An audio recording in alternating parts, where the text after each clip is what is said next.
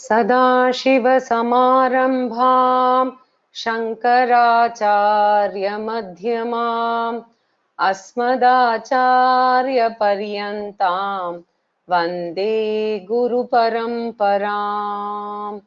Om.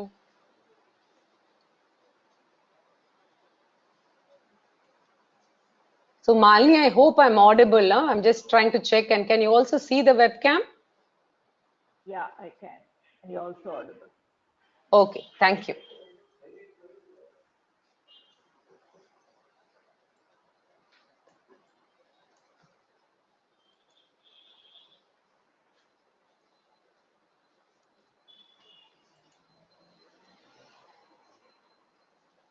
So last week, I think I made a mistake. I had not, shared the screen. So I request one or two of you who are regular to actually drop me a note so that, I know your email ID and your WhatsApp number. My ID is sivaraman.rama@gmail.com. So that, I know in case my webcam is not working or I'm not able to share the screen, right? So I would correct it right at the beginning. Okay, let's start.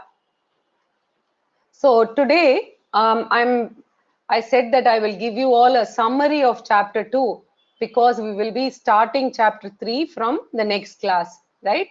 So as I said earlier, the second chapter and the 18th chapter are the most important chapters because in these two chapters Lord Krishna actually condenses the entire Gita teachings, right?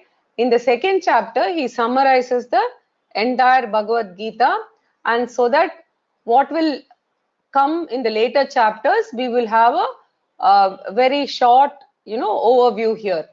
So the following chapters are basically magnification of the second chapter, and because it has so many different subjects and topics, again the 18th chapter would summarize this, right? So let us quickly see what chapter 2 contains, and if people have not gone through the recordings of the chapter 1 and 2, some of this may seem abstract, but there is nothing to be worried about because starting from chapter 3, Lord Krishna himself will dwell into all the details, and therefore we will also get an opportunity to go through the subject in detail again, right?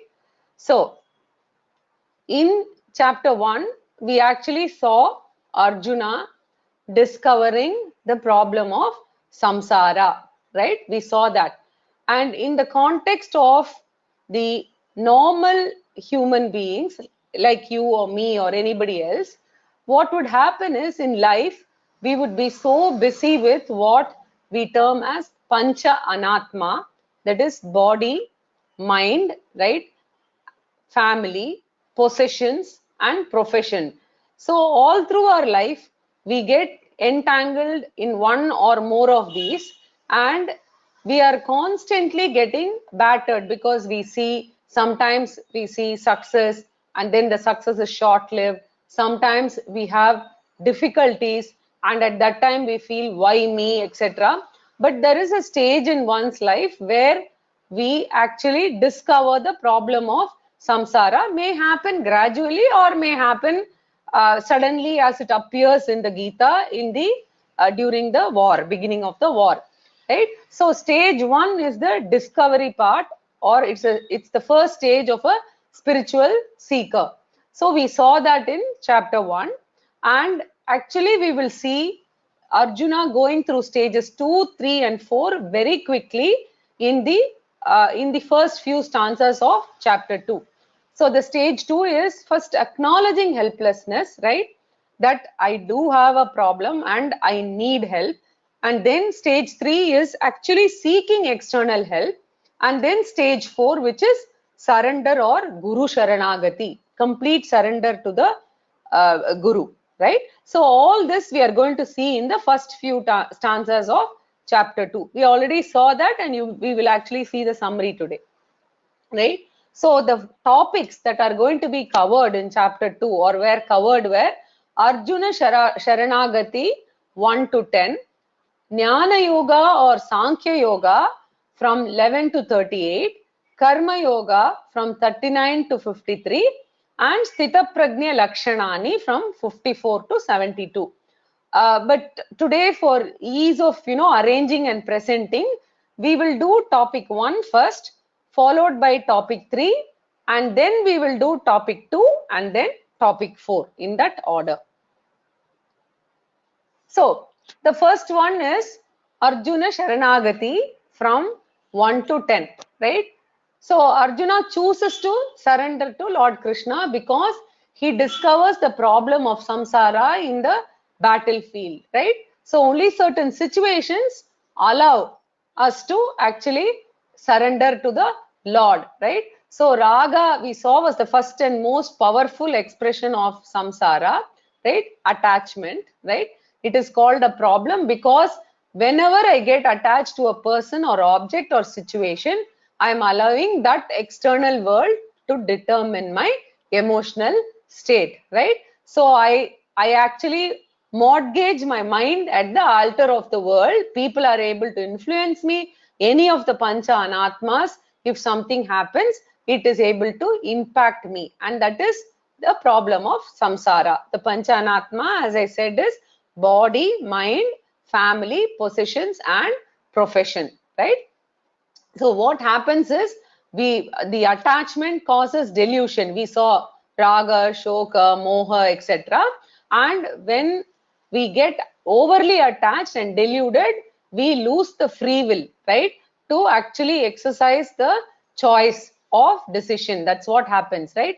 And when we are emotionally disturbed, we are not even able to listen to like something like Gita, because we need a calm mind to first of all listen and absorb, right? So such is the state of Arjuna. In the first chapter we saw that, right? So it was very, very important that Krishna permits Arjuna to go through this, right?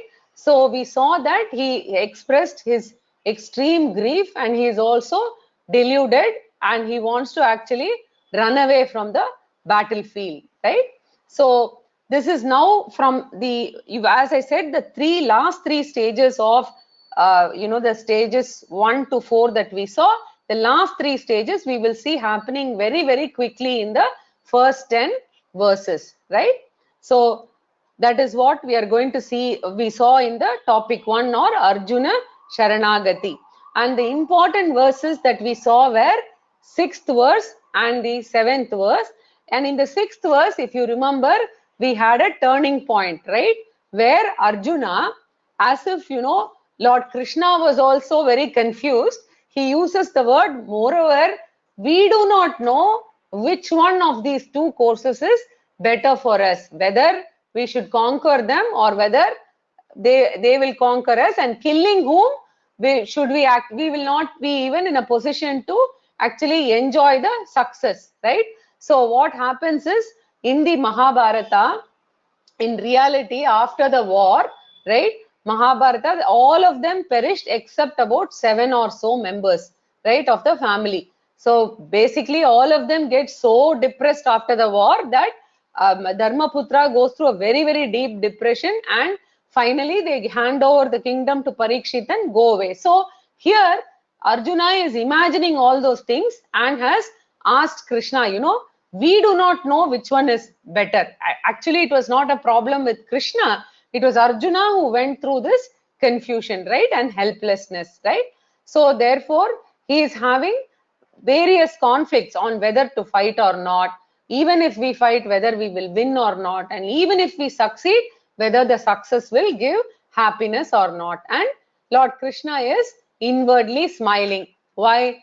Because he is getting an opportunity to share his teachings with a student like Arjuna, because every jnani, every teacher would love to share this beautiful teaching with a student or one or more students, right? So he is seeing that Arjuna is going to go through that helplessness and actually seek external help and come to him for as a teacher. He's going to see the change. So Krishna is smiling. This is a very important verse, right? Verse 6. So all the important verses are marked with a star. So in case you want to get by heart and later on chant from memory, you can use all these verses that have been listed in the slides today. Then the other verse that we saw, which was very, very important, was the 7th verse, right?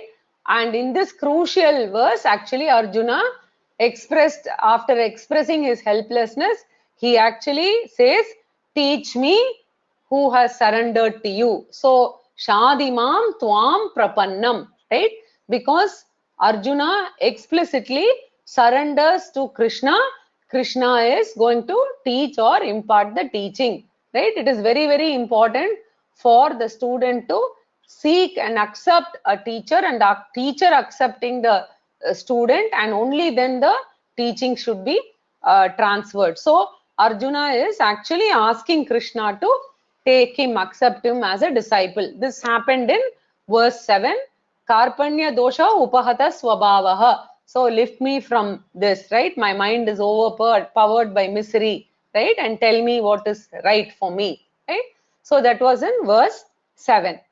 Now after this, we will move on to topic 2, which is Karmayoga, right?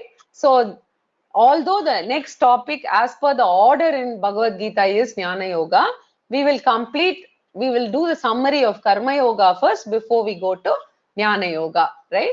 So from verse 39 to 53, Lord Krishna talks about 2 levels of karmas, Vishesha Karma Yoga as well as Samanya Karma Yoga, right? This is very important, understanding the difference between Vishesha Karma Yoga and Samanya Karma Yoga. Vishesha Karma Yoga is presented in the important verse Karmanyevadikaraste, right? Now scriptures talk about specific spiritual exercises which are meant for preparing the mind for spiritual knowledge.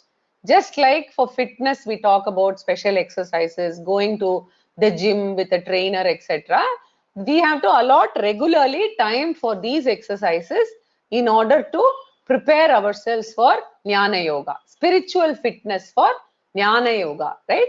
So we call them Niyata Naimittika Karmani or Vihita Karmani or Nishkama Karmani, any of these. And also during the Karma Yoga sessions, we saw it is referred to as Pancha Mahayajna. We saw this in Introduction to Vedanta. We also saw this in chapter 2.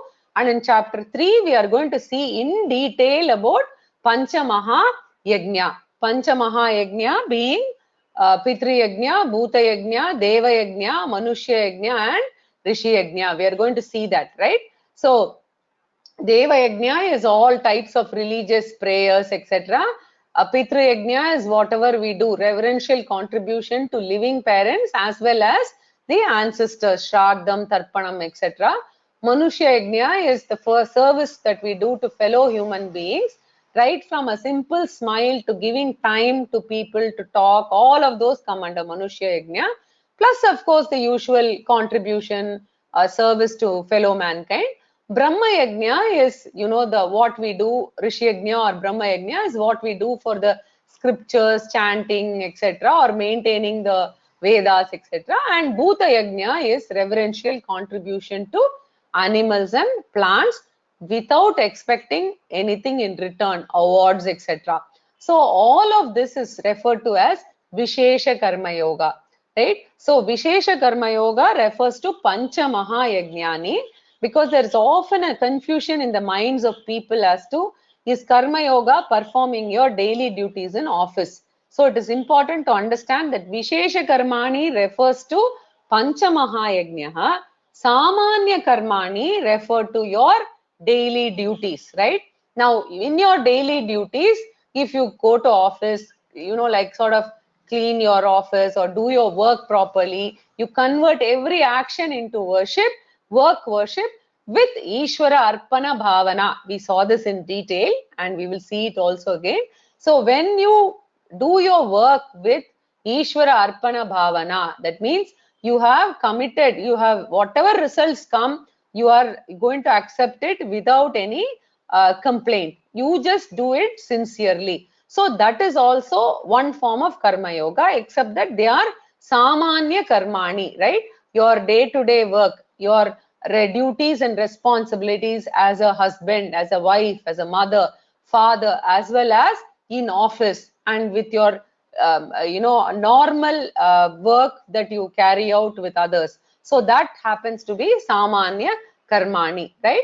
So thus, by following both Vishesha Karma Yoga and Samanya Karma Yoga, with just a change in attitude, right, of Ishwararpana Bhava, that is, when you are doing the work also, do it with sincerity and a reverential feeling towards the God, and acceptance of the results also that way. If you do it with this Ishwararpana Bhava, then this Karma Yoga can help you prepare for a spiritual journey, right? So this is the topic that we saw in 39 to 53, verses 39 to 53 of the second chapter, right? So in that we also saw the 4 letters RIDE, right? RIDE. I hope you remember this. Otherwise, you can see the Karma Yoga slides in the introduction to Vedanta that we did. So, R in chapter 2 we covered.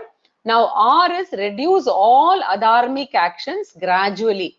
What are avoidable adharmic actions? There may be some lies which are completely avoidable.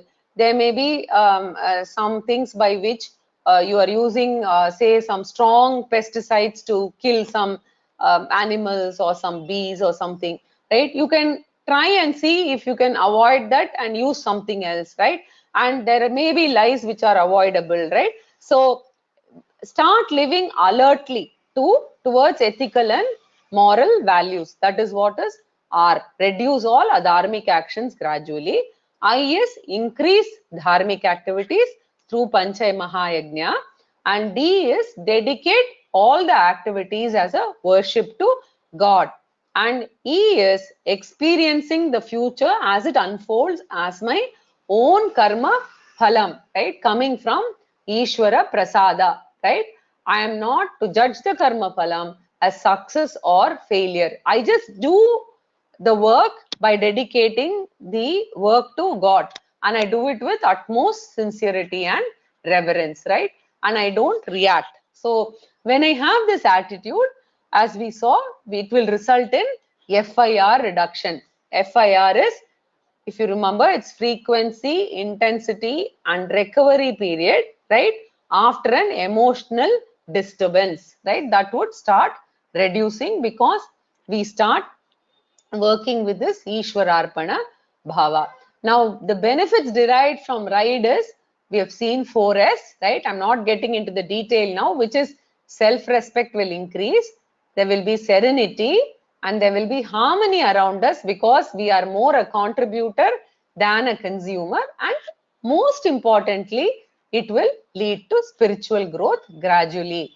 And a craving for Jnana Yoga would automatically start coming in, and it would prepare us for the Jnana Yoga journey. So the Jivatma improvement program that we saw in the first session of the webinar would start taking effect, right?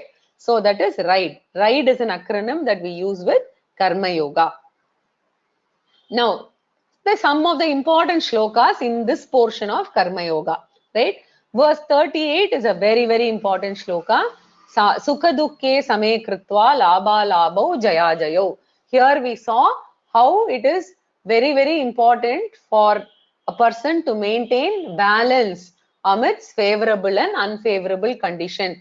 Lord Krishna actually talks about this in verse 38, where he is switching from Jnana Yoga topic to Karma Yoga topic, because ultimately Krishna is wanting to communicate to Arjuna that he is supposed to perform his duties, right? And his duty currently at this stage is to fight the Mahabharata war. So from Jnana Yoga, he is moving towards Karma Yoga topic in verse 38. This was the transition shloka that we saw, and he is speaking about Swadharma Anushtanam, etc., right? And maintain a poise or samatvam, right? Bring about have an equanimous mind by following Karma Yoga. That is what he wants to say. Therefore, 38 happens to be a transition shloka, right? And the other important shloka was the 41st shloka, where he spoke about, Lord Krishna spoke about vyavasayatmika buddhi. Okay, so this is very, very important. And the first clarity that Arjuna should have is that he should practice karma yoga, and in the future I have to enter jnana yoga. This knowledge must be clear in his mind. Vyavasayatmika means which is clear and firm, a non-wavering knowledge, right? This is one. And the second important clarity that he should give is, I should give karma yoga and jnana yoga importance, because I need to go through karma yoga to get prepared for jnana yoga, and through jnana yoga attain liberation. So one should know the difference between worldly success, material success, and spiritual success, and understand that spiritual success is far superior, right? So this is very, very important for Arjuna to know and understand clearly the difference between the two, and what he's supposed to do at that point in time, because we are in the karma yoga portion of the teaching, right? So very important clarity that he needs to have is, what is the means to attain moksha and what is the stepping stone. So the stepping stone is karma yoga. This clarity one should have. So 41st verse is also very, very important. Then 45th verse talked about Traigunya Vishya, right? About Sattva Guna, Rajo Guna, etc. Right? It spoke about that, and it spoke about that developing the tolerance or titiksha, right? So very important to be mindful. So this was the other important verse that we saw, which is verse number 45, right? So then these are the three important verses. Not that other verses are not important, but we picked up the most important verses. There are other verses like also in this chapter which are important. The entire chapter is important, right? Only the key ones have been listed. Then we will now move to the second topic, because we just completed third topic. The second topic of chapter 2 is Jnana Yoga or Sankhya Yoga from 11 to 38. Now this is very important. Here Krishna, as I said earlier, directly starts talking about a very, very subtle knowledge, which is Atma Jnanam, right? Now from 11 to 38, and especially from 11 to 25, the main message Lord Krishna himself gives is, Atma or self is not the body or mind or sense organs, right? They are nothing. Right? The mind or sense organ is nothing but inert material complex, right? So Atma is of the nature of consciousness. This is what is talked about here. It is Chaitanya Swarupaha, right? The innermost invisible essence of every individual, right? And then we saw about the 5 features of consciousness. We said consciousness is not a part, product, or property of a body. It is an independent principle which pervades the body and makes it alive or sentient, and it is in the body but not of the body. And third point is, consciousness is not limited by the boundaries of the body. It is all pervading like space, right? And this is the third feature. And the fourth is, consciousness continues to exist even after the material body disintegrates. The medium goes away, but not consciousness, right? Exactly like how when you remove the bulb, the electricity continues, but the light is gone because there is no bulb to manifest, right? So consciousness is eternal. And then the fifth point is, the surviving consciousness after the death of the body is not accessible to us for transaction, as there is no medium through which it can express. Now all this we saw Lord Krishna talking about from verses 11 to 38. He explained about each of the features. We'll quickly see the list of features and their corresponding verses, right? And so this real Atma, right, is exactly like the moonlight, right? It is how we experience moonlight, but the moonlight, the light of the moon, does not belong to the moon. It is basically sunlight, right, which we call as moonlight, right? And we conclude that it belongs to the moon. But in fact, it is not a part, product or property of the moon. It belongs to the sunlight which is reflecting, right? So Lord Krishna says, consciousness that you experience in the body does not belong to the body. It is an independent principle. He's described it in several words, right? If you see, he talked about Nityaha, eternal, in verse 12. He spoke about Nirvikaraha, changeless, in verse 13. Satyam, right? Independently existent, in verse 16. And Ekam, or one, in verse 17. And Sarvagatam, all pervading, in verse 17. Aprameya, beyond the sensory organs, in verse 18. Akarta and Abhokta, in verse 19, right? So they are all the glories of the Atma, right? Very, very important. Lord Krishna dealt with which in very great detail, and we are also going to see a lot of it in chapters that are dedicated to Jnana Yoga, right? So very importantly, all of these got covered in the very beginning of the Gita in chapter 2, in the first few stanzas, from starting from 12th verse onwards, right? So the other thing that we also saw was Lord Krishna tried to convince Arjuna from 3 different angles to fight the war.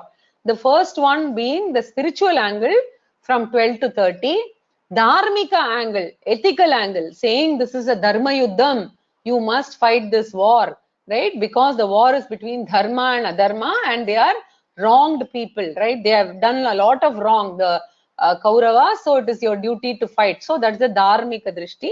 And Laukika Drishti, or worldly angle, from 34 to 37, right? So in 34 to 37, he spoke about Arjuna being very great, you know, like he's even revered by the Devas and all, everybody is in awe of him, right? He's a great charismatic personality. So he used a worldly angle, saying that if you run away from here, people will laugh at you, etc., right? A normal worldly angle. But the most important message was in the spiritual angle from verse 12 to 30, where all of Atma's features were discussed in detail, right? Now the important verses here, right? 16th verse is an important verse. We are not actually going to be discussing too much in detail about this, because then I would have to restart the entire Jnana Yoga subject. We will look at it later also, but this was very, very important about how Asat, and it discusses about the spiritual truth, the essential truth, right? Which is the Atma, and Atma will never become non-existent. That was the discussion in this important verse 16. Then we also saw verse 19, right, where Lord Krishna tells Arjuna, right, that this you cannot kill this Atma, right? It is neither killed nor can kill, right? A very, very profound verse, right?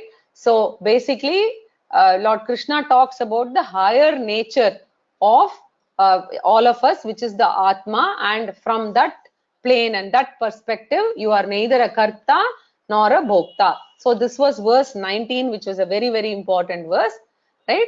And then, of course, verse 20, right? A very, very important verse, talking na jayate mriyate va kadachit nayam bhutva bhavita na bhuyah. The Atma is neither born at any time, nor does it die. It will neither come to existence, nor will it disappear again. Very, very important verse in the entire Bhagavad-gita is verse 20. We saw that. And then we also saw verse 21, right, which is again another important verse, and where Krishna spoke about Atma, right, in verse 21. Now, the most important point that we need to note here is, suddenly Krishna switches, right, the subject itself in a particular verse, which is in verse 22, right? So I thought it is better for me to remind you about this. In verse 22, Lord Krishna speaks about Vasansi jirnani yata vihaya navani grinnati naroparani tata sharirani vihaya jirnani Anyani sanyati navani dehi. Right? Just as a person gives up worn up clothes and puts on other new ones, so also this Atma gives up worn out bodies and puts on other new ones and attains other new ones. Now, when you read this, you may wonder, we just spoke about Atma being all pervading, Nityaha, right? Aprameyaha, all of that we saw. And then why does Krishna speak about this Atma giving up the worn out bodies? Now, it is very, very essential for us to understand that, just to remind ourselves, whatever we spoke about in Introduction to Vedanta or Tattva Bodha, right? Our body, as per the scriptures, right, has three different aspects. The visible body, which is the finite, right? The achetanam means which doesn't have sentiency, right? And it has borrowed consciousness. That is our physical body that we see. And we also saw an invisible body. What is that? It's the Sukshma Shariram and Karana Shariram, right? Of the body, of the Shariratrayam. There is a Sukshma Shariram and a Karana Shariram, along with the reflected consciousness that we saw. We saw in great detail about Vishwa, Taijasa and Prajna, right? Please refer Introduction to Vedanta slide notes again. Taijasa and Prajna being the reflected consciousness in the Sukshma Shariram and Karana Shariram. So this part of it is invisible body, right?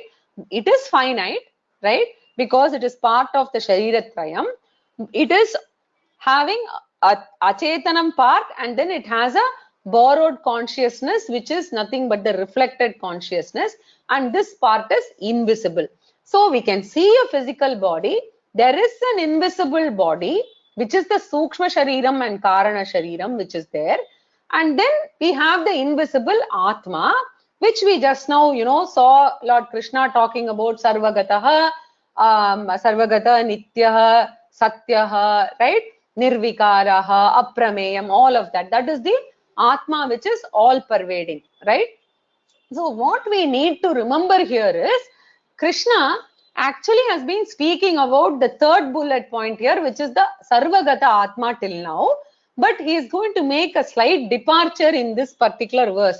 And we must always remember that contextually, we have to interpret this whenever we are going through the shlokas. And Shankaracharya in his Bhashyam talks about this, and whenever we see also, we will make this distinction. But it is very important to remember this. Therefore, there are two Atmas that we are talking about. Atma number one is the all-pervading, non-traveling Atma. Obviously, if it's all-pervading, it has to be non-traveling Atma. Sarvagataha Ekam, the one essential Satyam, the truth, and which is eternal, Nityam. That is Atma number one. Atma number two is the invisible body, which is blessed by Atma, which is finite and traveling, right? It is very important to note the difference, right? Now, this Atma is the one which is the Sukshma Shariram, Karana Shariram, along with the reflected consciousness, which is finite and traveling. So, what do we mean by traveling? What we mean by traveling is that at the time of death, right?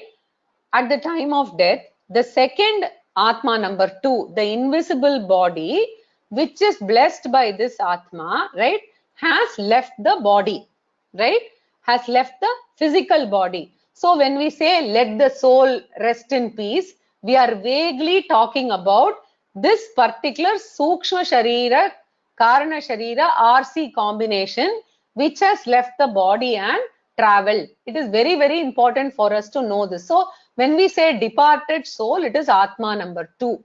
When we say Pitrakarmani must be done, Tarpanam must be done, Shraddham must be done, we are talking about Atma number two, which is at the time of death, which will leave the body and it will travel to take on a new birth, right? So here in this verse, Krishna has switched to Atma number two. So just as a person gives up worn out clothes and puts on other new ones, so also this Atma number two gives up worn out bodies and puts on other new ones and attains other new bodies. That is the interpretation of this verse, and I thought it is important for us to remind this. We talked about this quite a bit when we were doing this verse in chapter 2. I just wanted to make sure that we are all reminded of it, right? So this is verse number 22. And then after the first three topics, the fourth topic is Sthitaprajna-lakshanaani. If you remember, when Krishna had completed his talk on Karmayoga, Arjuna came up with this question. Sthitaprajnasya ka bhasha samadhistasya keshava. Can you tell me, O Krishna, what is the description of the wise man who is established in the Atma? How does the wise man speak? How does he sit? How does he walk? Right? So he asked for this. Arjuna asked for this, and therefore Lord Krishna starts this extra or bonus topic which is beyond Karma Yoga and Jnana Yoga. Right? So from 58 to 68, Sthitaprajna sadhanani was discussed. Okay, and here Lord Krishna said, even after you sort of undergo, you're on the path of the spiritual study, continuation of scriptural study, which reminds me of my higher nature, is very, very important, because we operate at the ahankara or the ego level during daily transactions. So we need Shravanam, Mananam and Nididhyasanam to remind us constantly of our higher nature, right? So the sadhanani, that is the practices or exercises for a Sthitaprajna or to become a Sthitaprajna is, first exercise is continuation of scriptural study at all times and regularly, so that we are reminded about our true nature. The second exercise is imitate a jnani, right? Basically, observe a jnani and try and follow what he is doing.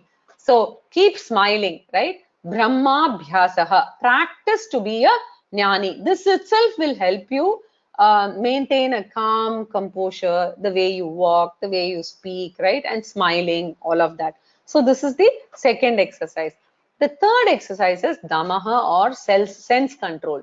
The world is so full of expectations. So if we fall for them constantly, then we will be unhappy without them. So as Swamiji says, damaha can be practiced in various ways, right? You can fast on, upavasam on Ekadashi day, or you can have Mauna Vardam on some days, like you don't have to speak, you can be Maunam.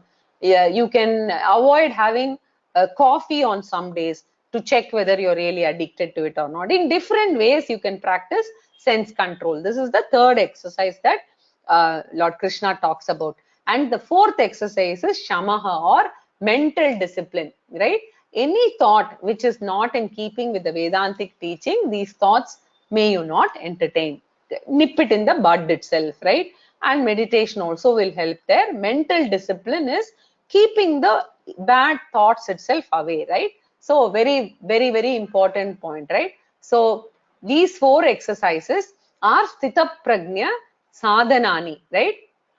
So a jnani basically follows all of this for life, but the person who's on a path to become a Sthitaprajna also can follow these four different exercises, right? And mental discipline is also very, very important, because if you allow a wrong thought to come in, it can actually pull you away in a totally different direction, right? So all these four constitute the Sthitaprajna sadhanani, which was discussed from verse number 58 to 68 in great length. And here we saw some of the verses that were very important, extremely practical and relevant advice we saw here, which is verse 62, dhyayato vishyan pumsaha, right? And this was very, very important, where we talked about the mental discipline or shamaha, right? For a person who dwells on sense objects, a fancy towards them arises, and from fancy, desire is born, and from desire, anger is born. So a lot is talked about addictions, right? So Krishna says, when we are experiencing the external world, There are always certain people, objects and situations which capture our attention depending on our personality, right? Different things will get registered, right? But we should be constantly aware, right? And we should know, we should filter and see whether that is something that I should take in my mind or not. If there is something that I do not want to dwell upon, I should move away from that, right? Using discrimination, right? Before allowing that small sangha or small attraction to become a kama or extreme desire, right? That is very, very important. And intelligent people will nourish healthy desires, like desire for dharma is a healthy desire. To study scriptures is healthy. Desire to refine my mind is healthy. So if they are all healthy desires, I should nourish it. But otherwise, I should, if it is a harmful, powerful desire, I should remove it in the very beginning, right? It's exactly like liquor addiction, smoking, etc. Because the desire itself can lead to anger, because if there is an obstacle standing between me and the object of desire, then that becomes an anger, right? So very important verse we saw in 62. And 63 was the continuation of that, which is from anger arises delusion. Anger is an extremely unhealthy mental habit, right? Because it leads to impulsive actions and speech, right? So when I do an action, Bhagavan has actually given me a discriminative power to think whether the consequences of the action are good or bad. This deliberating capacity has been given to us. So it is very, very important for us to stop, think, right? And then react. Or so as Swamiji says, it is responding rather than reacting. He doesn't say you should not, respond in a particular manner. He only says it should be conscious response after thinking through, so that your reaction is not coming from a delusion, right? Or loss of discrimination. Very, very important point we saw in verse 63. And then 64 also, the set of 63, 62, 63 and 64 are to be read together and very important, right? And this is moving amidst sense objects with sense organs and which are under the person's, the Sthitaprajna's control, and he is free from likes and dislikes. The self-controlled one enjoys tranquility. I think we also saw about an example of a tortoise which has pulled its limbs inside, right? And is able to stay equanimous, right? That is the example given, right? Prasadam adi gacchati means basically one attains equanimity regardless of likes and dislikes. The mind remains tranquil, right? Here prasada means tranquility of the mind, right? Very important verses 62, 63 and 64. And of course, the 69th verse was a significantly important verse talking about how here the word, right, Sarva Bhutanam Yanisha, it refers to the absolute truth, right, Atma. This is a very profound verse, and basically the meaning of this is the Jnani who is aware that Atma is my real nature, he is able to go through the rest of his life, right, as a wise man, right, and he takes whatever comes as a passing or as an entertainment, right? So the sage is awake to the Atma, right, which is not available to the others. Basically, the other Ajnanis do not know that their real nature is the higher nature, which is Atma. For the wise sage, right, the duality, that is the world is mithya, the world is non-existent, only Atma is the reality behind the world. So the Sthitaprajna is able to move about in this world with reveling in this thought, and is able to invoke his higher nature at will, and is able to take all the ups and downs in life with a equanimous or tranquil mind, right? So that is the meaning in summary of 69th verse, but it is a very, very profound verse we saw in detail during the discussions in chapter 2, right? And 71 is also a very, very important verse, Vihaya Kamanya Sarvan, right? puman sharati nisprihaha nirmamo nirahankaraha. The Sthitaprajna does not have ahankara and mamakara. Now, ahankara and mamakara, we discussed about the pancha anatma, right? In pancha anatma, the body and mind complex belong to ahankara, right? And mamakara is nothing but mine, which is my family, my possessions, my profession. That becomes the ahankara part. So, having given up all sense objects, that person who moves without craving and without the notion of I, aham and mama enjoys peace. So that was verse 71, right? That we saw. So such a person enjoys peace of mind because of this attitude, and it is born out of Atma Jnanam, right? Without Jnanam, this inner freedom one can never discover, right? So, and then the ignorant person on the other hand is forced to depend on the world, right? So, the wise person depends on Atma or his higher nature for peace, security and happiness, and he looks upon the world as a source of novelty, entertainment, right? Etc. But he never depends on it for his internal peace, security or happiness. So this is what Krishna completes as part of the chapter 2, the last stanza. This is what Krishna concludes his teaching with. What happens, however, right, with Arjuna is that he is wondering at the end of this, he is wondering what has happened. We have had a discussion on, just think of it from Arjuna's angle. I asked Lord Krishna for the teaching. Yes, Lord Krishna first spoke about Jnanayoga and its importance, right? And later on spoke about Karmayoga and its importance. And finally, when I asked about who is a Sthitaprajna and what are his characteristics, Lord Krishna elaborately spoke about Sthitaprajna-lakshanaani, right? And told me what are the benefits of the Sthitaprajna and all. So, at the end of it, it appears that maybe Jnana Yoga is the way to go, right? So, why is it that I should actually not drop everything and run away? So, this is a natural thought that will happen to somebody in Arjuna's case.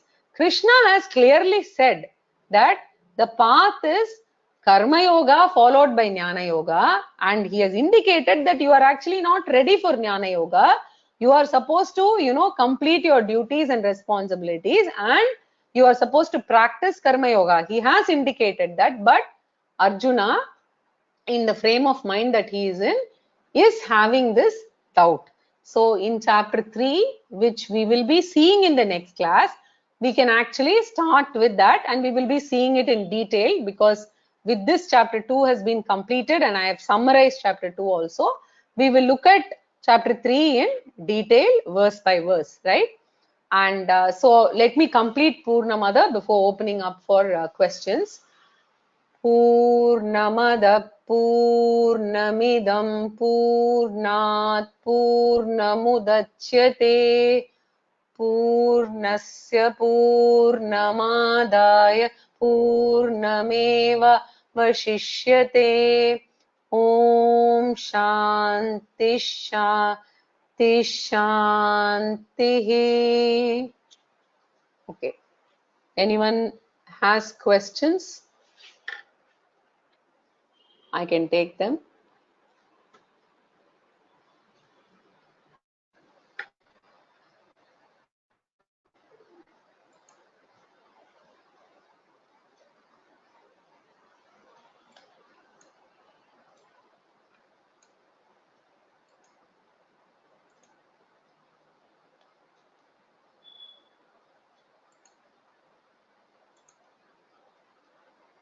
I don't see anybody.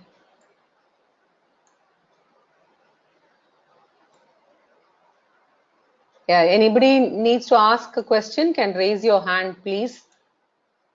You can see it. There's a raised hand symbol. You can use that.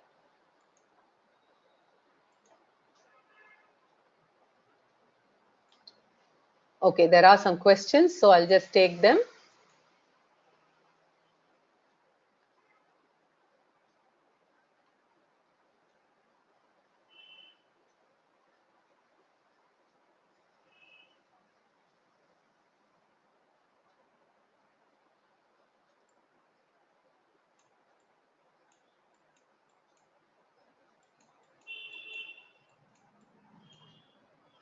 Is 2.22 same as Stula Shariram and Sukshma Shariram? Venki Gangu. I am not able to understand the question here. So, Soumya, are you able to get this? 222. Is it Shloka number 22? Yes, I think it is 22nd shloka in the second chapter. Which is, One second. Let me just go to that verse.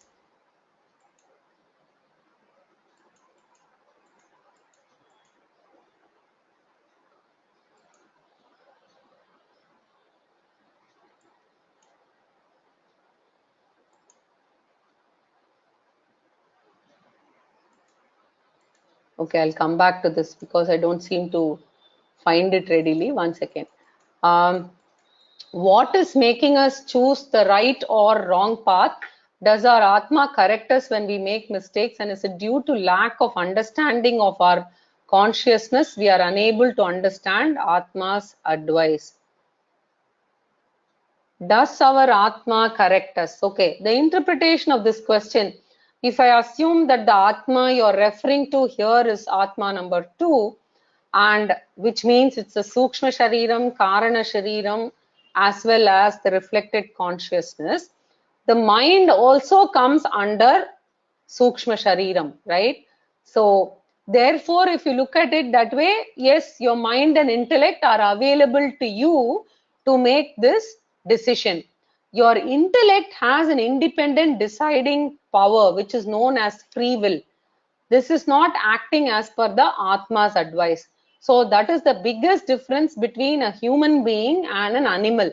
Because the human being has a free will and has the capacity, right, to make judgment calls using intellect, the person is supposed to make that decision. Atma doesn't advise you to do anything. So I hope I've answered this question. Whereas in the case of the animals, there is no question of judgment. The animals just go through their prarabdha.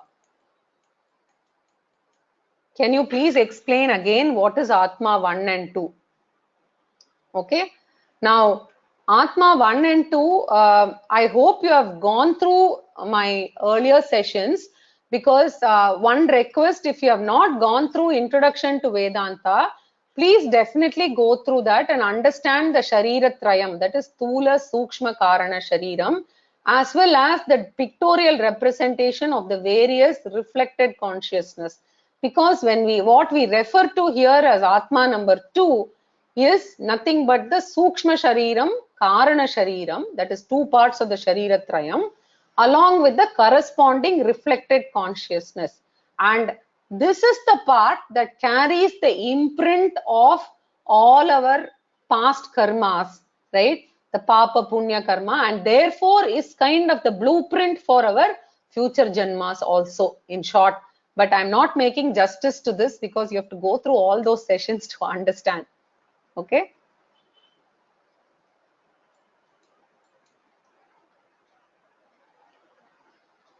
I think I've covered all the questions here.